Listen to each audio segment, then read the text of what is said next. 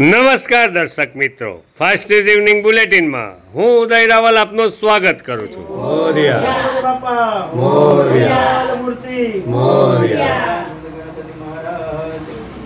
ઉમરગામ તાલુકા પંથકમાં પ્રથમ પૂજી શ્રી ગણેશજીની ભક્તિભાવપૂર્વક સ્થાપના કરી ભક્તો દ્વારા ગણેશ ઉત્સવની ઉજવણી થતી જોવા મળે છે। આજરોજ ધારાસભ્ય રમણભાઈ પાટકર સોળસુબા ખાતે રત્નેશ્વરભાઈ ચોરસિયાના નિવાસસ્થાને સ્થાપિત શ્રીજીના દર્શનાર્થે આવી પહોંચ્યા હતા।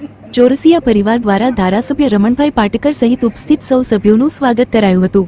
તેજારામ ચૌધરી, દહાડ સરપંચ નરેન્દ્રભાઈ નાયક, ભાજપ અગ્રણી અનિલભાઈ જૈન, પૂર્વ તાલુકા ભાજપ પ્રમુખ દિલીપભાઈ ભંડારી, પૂર્વ મહામંત્રી રામદાસભાઈ સહિત આગેવાનોએ શ્રીજીના દર્શન કરી ધન્યતા અનુભવી હતી। શ્રીજી ભક્તોના નિવાસસ્થાને 1.5 દિવસના ગણેશજીનું સ્થાપન કરવામાં આવ્યું હતું। ભક્તો દ્વારા આજરોજ ભારે હૈયે ઉમરગામ દરિયા કિનારે વિઘ્નહર્તાની પ્રતિમાનું વિસર્જન કરાયું હતું। ઉમરગામ તાલુકા પંથકમાં પ્રથમ પૂજી શ્રી ગણેશજીની ભક્તિભાવપૂર્વક સ્થાપના કરી ભક્તો દ્વારા ગણેશ ઉત્સવની ઉજવણી થતી જોવા મળે છે। આજરોજ ધારાસભ્ય રમણભાઈ પાટકર સોળસુબા ખાતે રત્નેશ્વરભાઈ ચોરસિયાના નિવાસસ્થાને સ્થાપિત શ્રીજીના દર્શનાર્થે આવી પહોંચ્યા હતા।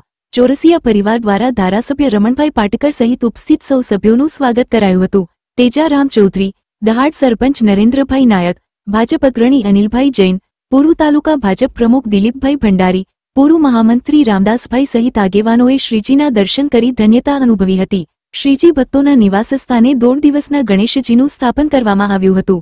ભક્તો દ્વારા આજરોજ ભારે હૈયે ઉમરગામ દરિયા કિનારે વિઘ્નહર્તાની પ્રતિમાનું વિસર્જન કરાયું હતું। ઉમરગામ તાલુકાના ફણસા વિસ્તારમાં ગણેશ ઉત્સવ અંતર્ગત રાષ્ટ્રભક્તિની મહેક પ્રસરી।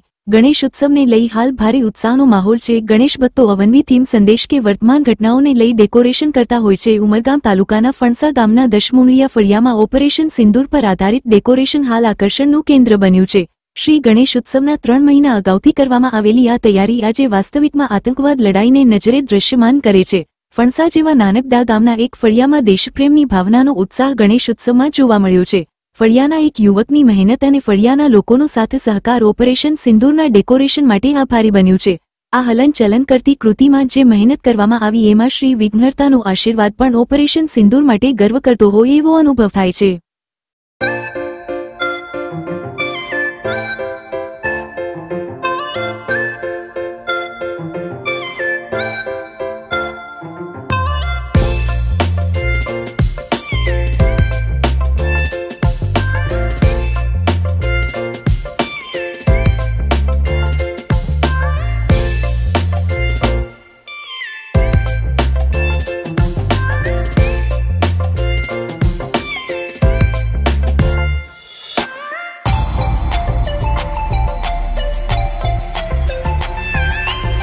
પહેલગામમાં જે હુમલો થયો હતો એના રિગાર્ડિંગ અમારે એક સેટઅપ રેડી કર્યો છે અમારા ફળિયાવાળાએ, જેની ઓપરેશન સિંદૂર આપણે થીમ રાખી છે।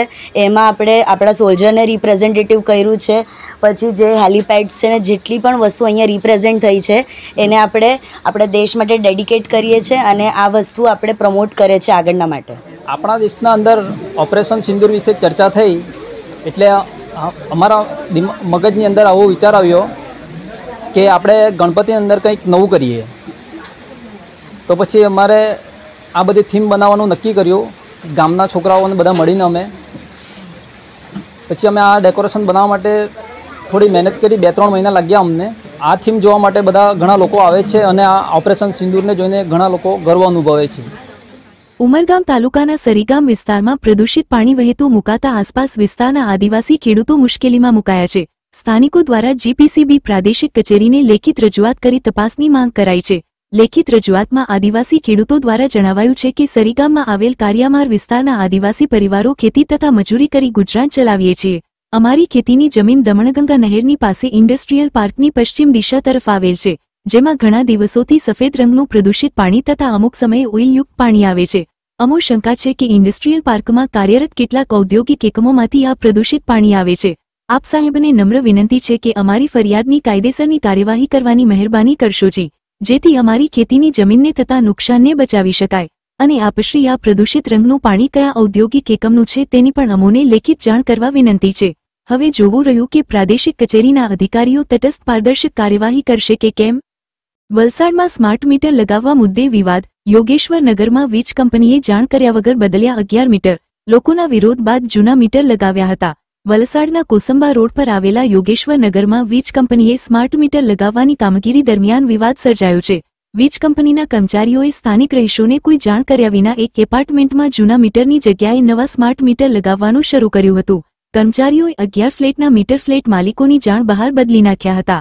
આ બાબત સ્થાનિક લોકોના ધ્યાને આવતા તેમણે એકત્રિત થઈને સ્માર્ટ મીટરનો વિરોધ કર્યો હતો. લોકોના વિરોધને પગલે વીજ કંપનીના કર્મચારીઓએ સ્માર્ટ મીટરની જગ્યાએ ફરીથી જૂના મીટર લગાવવાની કામગીરી હાથ ધરી હતી. વિરોધનું કારણ એ છે સાહેબ કે એ લોકો મીટર લઈને આવ્યા, કોઈને કોઈ જાતની જાણકારી આપી નહીં, આવીને સીધા ચાલુ કરી નાખ્યું. એટલે અમારા યોગેશ્વરનગરનું સેવમ એપાર્ટમેન્ટ અમારું પહેલું આવે છે, તેમાં બધા લોકો ઉઠી પડ્યા અને આવ્યા અને કીધું કે આ તમે શું કરો છો. એ લોકો કંઈ જવાબ આપ્યો નહીં, એમ કે તમે કોઈ જેન્ટ્સ નથી, અહીંયા કોઈ ઉપરી માણસ નથી, કોઈ મતલબ પ્રમુખ નથી, એમ કરીને અમે આ ચાલુ કરી નાખ્યું છે લગાવ. એટલે અમે બધા ભેગા થયા સોસાયટી વાળાને, અમે આનો અગેન્સ્ટ કરીએ છીએ કે તમે કંઈ પહેલા જણાવો શું વસ્તુ છે સ્માર્ટ મીટર, એની અંદર શું ફાયદો થશે લોકોને શું છે, તો તમે કહો તો અમે અગાડી વિચારશું. પણ હા પૂરતા અમે બધા ભેગા થઈને એ લોકોને ના પાડી.